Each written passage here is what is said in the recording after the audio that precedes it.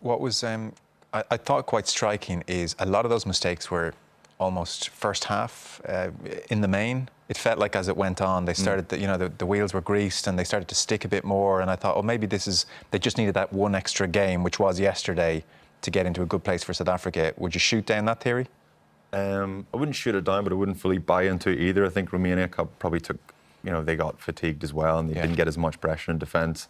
But I don't think you could get too bogged down in the Romania game or the Samoa game or, the England game or the Italy game. But just generally, they haven't been as crisp and they have to be crisp. Yeah. When they play South Africa in a couple of weeks' time, they're going to be under so much pressure. And if they're not accurate, they're going to get hit hard. Yeah, I mean, Rob, there is a lack of crispness there. It's kind of almost churlish to talk about it after an 82-point win, but we're talking in the context of South Africa and beyond. It's still touch sloppier than Andrew would like for one. Yeah, a small bit. And listen, Andrew makes a really good point. When you have that much possession in a game, there's bound to be little mistakes here and there. But those are the exact images that the team will be watching when they analyse the game tomorrow and Tuesday.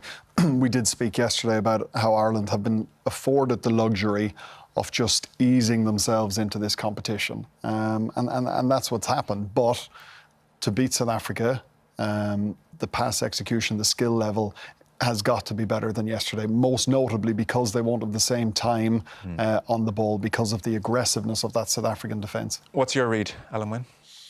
I think, again, the second half is the interesting one.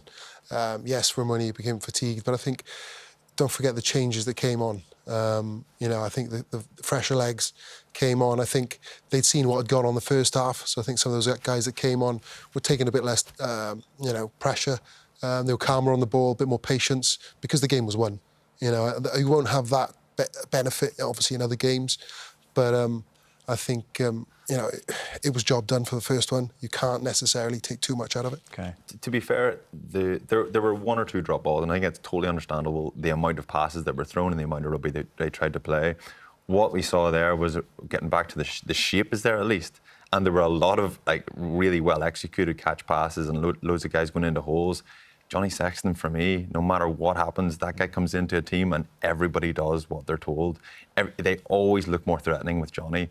So all of this is kind of a sidebar. The bigger picture is we're still pretty hopeful, pretty optimistic. Yes. It's all good news. Yes, that's the headline. Yeah, fair enough.